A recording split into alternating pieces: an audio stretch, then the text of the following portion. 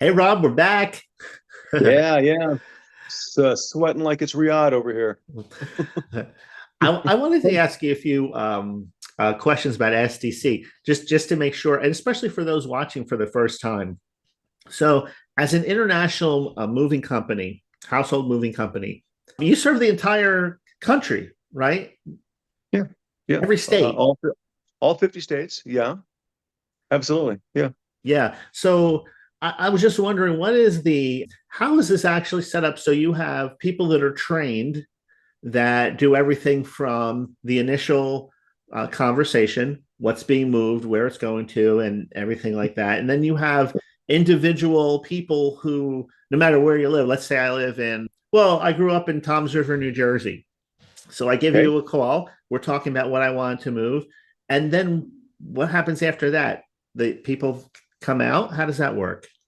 Yeah. So typically, either myself or one of the gentlemen, many years experience, will do that kind of that initial, not the initial, but we want to do the survey and really understand what the needs are. So we'll do something like this, an interactive video type conversation and take a look at everything. Make sure we understand what's going, not so that we can compute the volume. Assuming this is ocean shipping now, let's just assume it's Yeah. ocean. There's also air.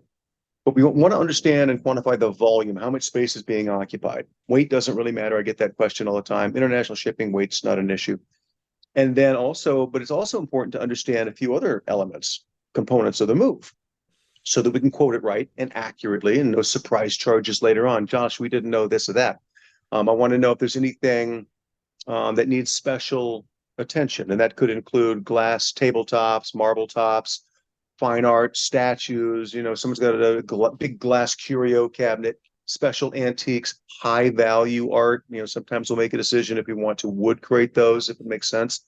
So I want to see everything. It could be billiard tables, pinball tables. I want to know that as well. So you've got the volume combined with any special particular needs. I want to know who is going to be packing the boxes. Mm. Sometimes I have clients who say, I'm happy packing the boxes. I've already started. I got time on my hands and I want to save some money. It's perfectly fine. Just Yeah. advise, make sure you label things and that sort of thing. But in that situation, I also advise the client when the client says, I'm going to pack the boxes, I got it. I remind them that framed wall art that needs to be boxed too. They need, if they're going to do that, if they're going to do it to full packing, they're going to need to do that as well. Mm. Because when I come in, I'm not just going to wrap artwork up and, it's got to be properly boxed. Yeah. So that could add when they thought they packed everything, and now we're there packing all the artwork. And if there's a lot, it could get expensive. I got you. Um, things like that. Mattresses is another big one. I'm Yeah. to do all the packing. Okay. Well, mattresses need to be packed too. And when I say Mm. packed, mattresses are expensive these days. I mean, real expensive in many cases. Yeah. And so they can be bagged in a proper mattress bag, real heavy, like plastic vinyl. And I say, go on Amazon or Uline and order the appropriate mattress bag. And you can Yeah. just have it laying on the mattress. We'll take care of it. But if we have to bag the mattress, that's going to be one of these extra charges we didn't talk about. I Um, got you. Boxing a mattress is really a best practice, but either way.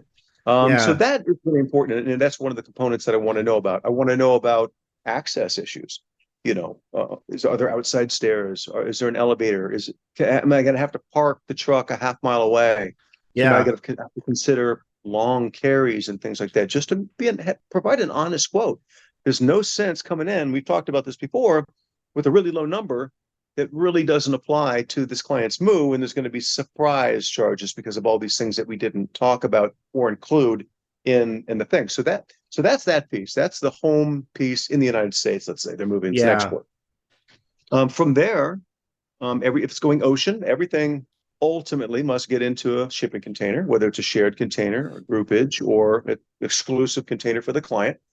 From there, it is transported to the ocean, to the port, loaded Yeah. onto a vessel, and we have to coordinate all of this. So there's no, that has to be pretty smooth. Then it's shipped. At that point, we engage our partner. We Yeah. bring in, bring our overseas partner, let's just say it's London, Yeah. England, UK. We bring them into the mix so that they can make sure that they've got all the information and documents that they need, and we're involved Yeah. there too, so that we can clear customs and then make sure that we make final delivery and take care of all of that. So that's kind of the whole process. I'm not sure that was the question you asked, though. Did I Yeah, answer it I the right was way? thinking that SDC, so you guys have partners throughout the country and in all the Right. countries that because you're moving every week. I mean, every day, right? There's somebody moving somewhere, and you're working Yeah. with the same people over and over and over again. So it's a Yeah. little different than, let's say, some of these other companies where, I mean, just the logistics thinking about it is overwhelming to me. You would put out a want ad for somebody to come and move for the day, come and help us, I know what you're move this saying. house. I've seen things like that. And, some people, if you're moving locally, you hire a friend or just whoever to come and do that. But SDC as an international moving company, having the logistics of shipping, air, uh, boxing and packing and all of that, you actually have a whole system that takes care of all of that, all under one single roof. That's correct. So yes, Yeah. yeah, that's sort of a differentiator. In the United States, we cover the entire country, including Hawaii, including Alaska, although we don't do too many moves to Alaska. Well, some, Guam, American Samoa, Puerto Rico, some of the islands. We do a lot of that too. Yeah. So we have dedicated teams there. Yeah. We're headquartered here in Los Angeles, but I have one dedicated team that we work together. We think the same way, we operate the same way, we have the same objectives and Yeah. methods in New York, in Boston, in Miami, in Atlanta, Houston, Dallas, Austin, Chicago, Denver, Detroit, Cleveland, Seattle, Portland, San Yeah. Francisco, LA, Phoenix. So yeah, we've got teams there, and so doing that, we cover the entire country. Yeah. It gets covered. And the same goes for most countries on the globe. Yeah. Not, I don't have a dedicated partner, let's say in the Democratic Republic of Congo. I don't, Yeah. but major countries, I have a single dedicated partner everywhere: France, Spain, Portugal, UK, Ireland, Australia, New Zealand, Singapore, South Africa, you name it. Yeah. So that's how we operate. It's very specific, dedicated team under our roof. Yeah. Yeah. That's great. That's great. Because when you think about it, so many things can go wrong. And most of the time in any job, it's communication, Yeah, right? that's a good point. It's communication. And if you don't have the same people working together all the time, then that's where I see problems happen. I'm just thinking The about left the hand, yeah, building trade, for example. You yeah. know, if you're a I've seen it. contractor, Yeah, no, yeah. go ahead. I've seen it where somebody will get a job and hire someone else to do it, and that guy that they don't know, that I haven't worked with, maybe they worked with him once, who knows, but they certainly aren't engaged and together and have they're really together. Um, and then that guy might hire someone else also. And Mm, then that guy, you don't know who he's hiring for his help. And so the communication chain completely breaks down. The quality chain most likely is going to be in shambles. So yeah. yeah, that's why we're a little different. Yeah. I mean, quality has just taken a hit overall. I mean, Yeah. think about quality like 10, 20, 30, absolutely 30 years ago, but it seems like Yeah. across the board with most industries, quality and I don't think pride in your work is the way of looking at it, but yeah, you don't see it Yeah, that I much. believe that.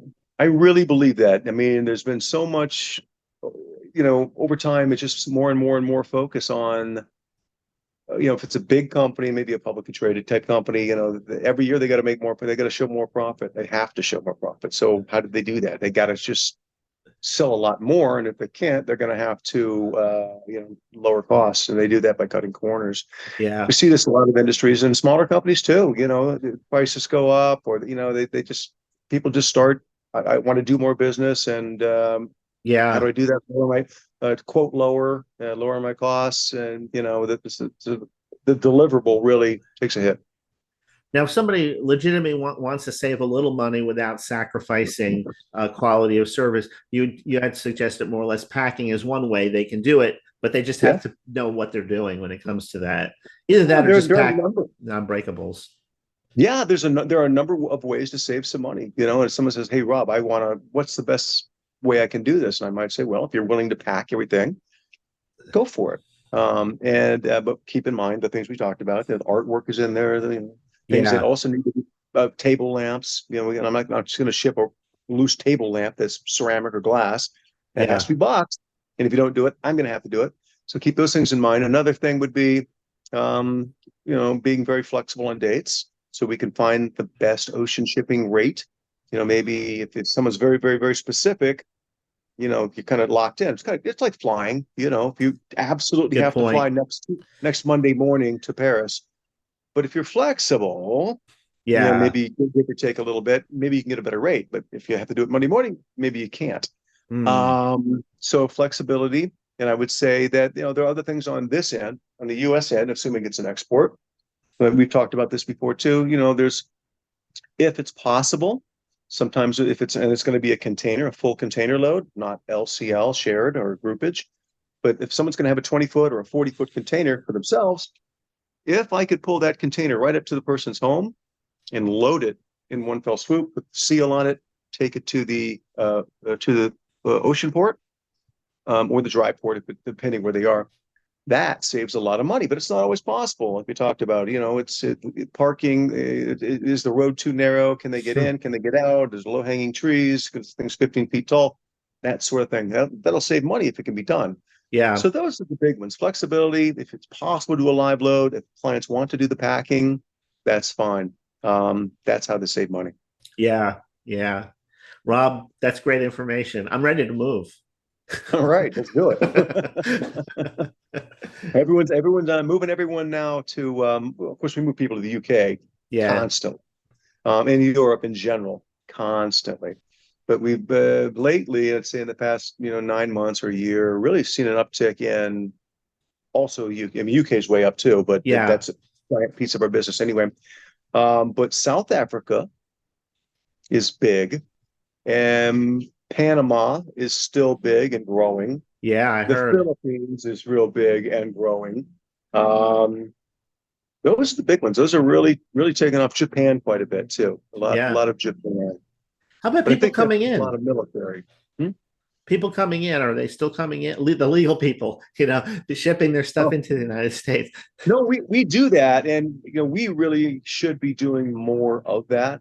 Yeah. Um, but doing more of, hey, we're moving people over here, Yeah. and then we usually do a really good job. So if someone moves there and something happens, they're coming back. Yeah. They'll always call us for that. So we do that, but that's automatic, kind of organic.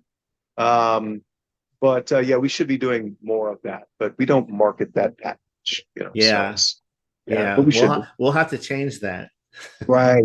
We got to get the word out. And all they have to do is, it's not too hard to do. It's the same car. You're just putting it in reverse. Just put it in reverse. Doing customs here. That's it. All right, Rob, as always, great information. Thanks for sharing it. You're welcome. You're welcome. Thanks for having me again. And I'll put your contact information up there, and great. maybe I'll just put it throughout the video so that nobody All misses right. Yeah. it. Call now. All Okay. right. So then I'll see you next week. Sounds good, Jim. All right, Rob. Talk to you Have a good one. soon. Bye. You too.